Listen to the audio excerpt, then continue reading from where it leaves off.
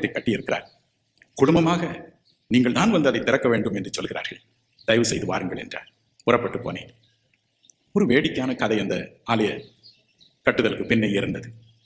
Abraham என்ற ஒரு தச்சு வேலை செய்கிற சகோதரனுக்கு ஒரு தம்பி இருந்தார். அவர் பிறந்ததிலிருந்தே சரியான மன வளர்ச்சி இல்லாதவர். அவரால் சரியாய் பேச முடியாது. அவரால் ஒரு வேலையும் செய்யவும் முடியாது. வாலிபனாக இருந்த அவர் ஒரு நாள் மரணப்படுக்கையிலானார். சைகை செய்து தன் அண்ணனை கூப்பிட்டார். ஒரு கடுதாசியை கொடுத்து இதை செய்ய வேண்டும் என்று திரும்ப திரும்ப சைகை மூலம் பேசினார். இந்த கடுதாசியில் என்ன போடப்பட்டிருந்தது?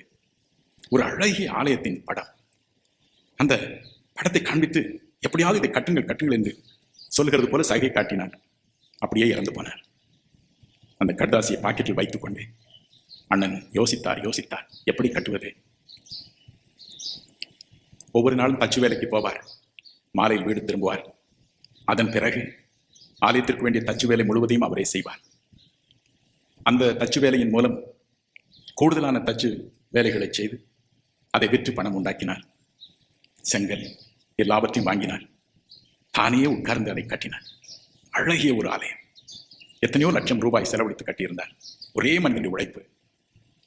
அதை திறக்கும் பொழுது ஆல்டருக்குள் அந்த குடும்பத்தினரை வரவழைத்து பேராயர் ஒவ்வொருவரையும் ஆசீர்வதிக்கும்படி சொன்னார்.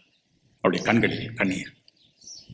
ஐயோ, மன வளர்ச்சி குன்றிய என்னுடைய தம்பியினுடைய கடைசி வார்த்தைகளை, ஆசையை நான் நிறைவேற்றிவிட்டேன் என்ற பெருமை மிஸ்டர் ஆபிரகாமுக்கு.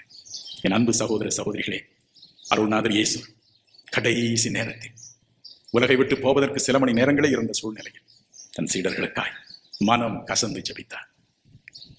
பிரிந்திடும் வேளை நெருங்கினதாலே, பிரிந்திடும் வேளை நெருங்கினதாலே, வருந்தின சீஷர்காய் மருகி நின்றாரே, வருந்தின சீஷர்காய் மருகி நின்றாரே, அதிசய அன்பரின் நேசம் சொல்லலாகும்.